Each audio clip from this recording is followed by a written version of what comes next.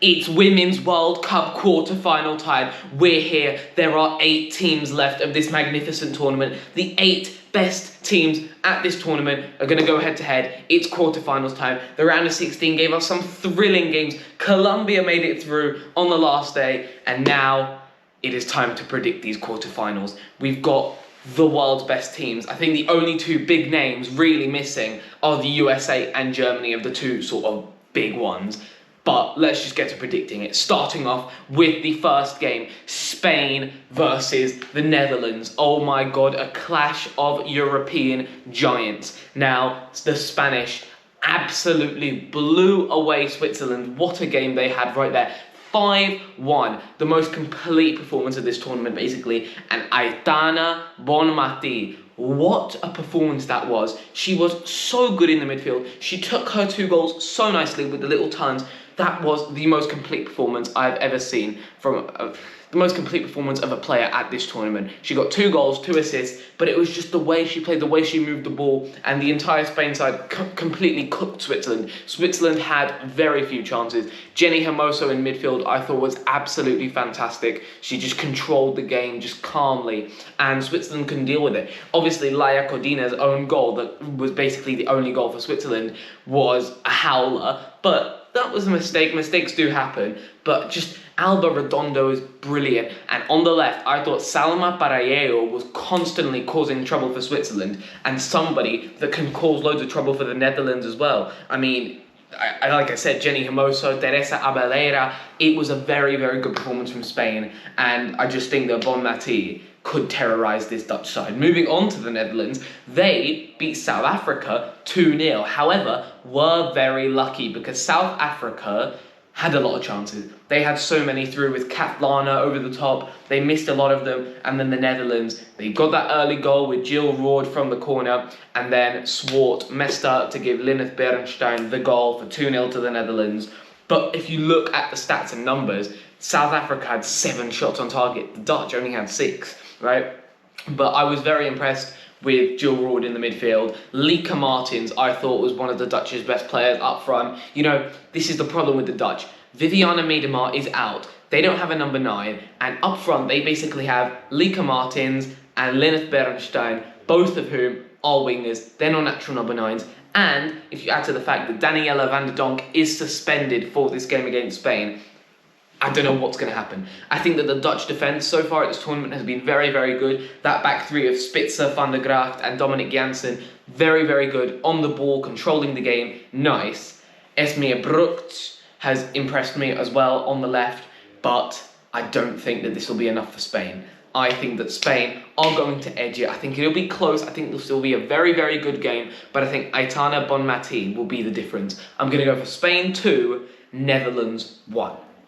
Moving on to an incredibly anticipated game, the Swedes beat the United States, the world number 1s, the champions from 2015 and 2019 on penalties to advance. What a game that was. And Japan went 3-1 over Norway, and they now face each other in the quarterfinals in what will be a very, very interesting game because Japan are the favourites. So I actually had a look at the betting odds in Czech media today, and England are the favourites for the tournament at 3.5 to 1. Then at 4 to 1, it's Spain, which I also found very, very surprising.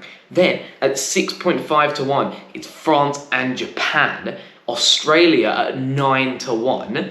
At 11 to 1, it's Sweden. At 15 to 1, it's the Netherlands. And then at 35 to 1, it is Colombia. So England are the favourites, and out of these 2, Japan and Sweden, Japan have the massive advantage in the betting odds. They're playing brilliantly right now, and they're having some of the players of the tournament. They're playing so good, and against the Norwegians, the Norwegians couldn't handle them. I mean, they conceded a goal again from a header, so physicality maybe slightly lackluster there, especially when Sweden are very good from set pieces, which I think could hurt the Japanese. Amanda Ilestedt in the box, bam, that could happen. But then on the counters, Japanese are unmatched, and Miyazawa scored another goal at this tournament, but it will be close. let's talk about Sweden, because their game against the USA, they got dominated. I expected Sweden to be dominating the ball, creating chances, causing trouble for that American back line, but it wasn't the case. The Americans were so close to scoring, so many saves from Zakira Musovic, and Sweden managed to get through it on penalties. Lena Hurtig's penalty sending them through to the quarters. I expected them to dominate, but it wasn't the case. Amanda Illerstedt at the back with Magdalena Eriksson. It's a very solid back line. Now, Kosovari Aslani still didn't turn up. She could always turn up. Fridolina Rolfo, I still thought was very good. And this will be a close game. The physicality versus the counter-attacking football. Two very different styles. Who will come out on top? I think this will be a thriller of a game. I'm going for Japan 2, Sweden 2, and it will go to penalties again. And Sweden will win. I think this will be a big shock. I predicted Japan to already go out to Norway. That didn't happen. Another Scandinavian country, but I do think this one will take them down. Who knows? I could be wrong here. But I just think that the physicality, the corners, the set pieces, Sweden are so deadly on those, and it could be very tough for Japan. Moving on to Australia versus France. Sam Kerr saw her first minutes in Australia's game against Denmark, and hopefully she'll be back to start against France. The French went 4-0 against Morocco. I think that is exactly the score that I predicted, so I'm very happy with that. Australia versus France, the host nation, up against a European giant with loads of good players. You know, they got Wendy Renard at the back. I was really impressed again in that round of 16 by Kadidiatou Diane. Super good. Usually Les Sommer got 2 goals. Very nice performance. And on the other hand, it's the Australians, right? Caitlin Ford got her first goal of the tournament. Hayley Raso, after that hat-trick on the last group game against Canada, scored again. And Australia looked very solid against the Danes. It's going to be about the fan base. Will the fans be there for Australia? Which I know they will be. It's going to be tough. It's going to be tight. The French have got the X factor. They are higher in the betting odds. They're one of the best teams at this tournament. But I think that it will be 1-1 after full time. And it's going to go to extra time. And Australia are going to nick it 2-1 Australia in extra time. There we go. Moving on to the big one. It's the Colombians. I love this country so much. And they are playing against England. England, now we need to talk about this. England versus Nigeria was one of the most interesting games of this tournament. It was really close. Nigeria were maybe the better team, but England got it through on penalties. But we need to talk about that Lauren James red card. She knew exactly what she was doing. I mean, it got to her head. Yeah, fine, the pressure. But could that mean her tournament is over? Because we know that she'll be missing the game against Colombia. However, because it was violent conduct, FIFA might extend it to 3 games. And if they do, that would mean that Lauren James, who's been really good at this World Cup, is out for the entire tournament. Will England miss her? Of course. Who will be there to step into her shoes? Because England, defensively at this tournament, have been absolutely brilliant. Only conceded 1 goal, which was a penalty. And at the back, the Millie Bright, Alex Greenwood, Jessica Carter, super solid. Colombia now, let's talk about them.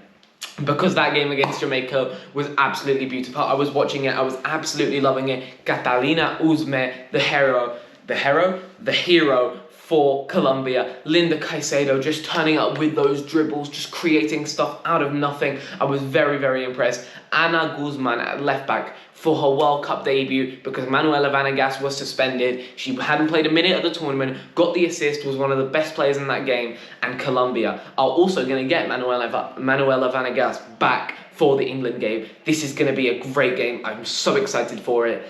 But I got to be real.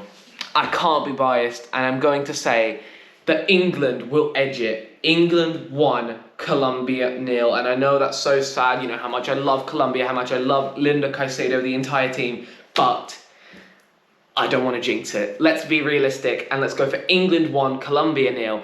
But let's go Colombia. I have hope. There is hope out there. The fans, once again, were absolutely incredible, but I don't think it'll be enough. If it is, oh my God, I would go crazy, and there'd have to be some sort of crazy party video on this channel.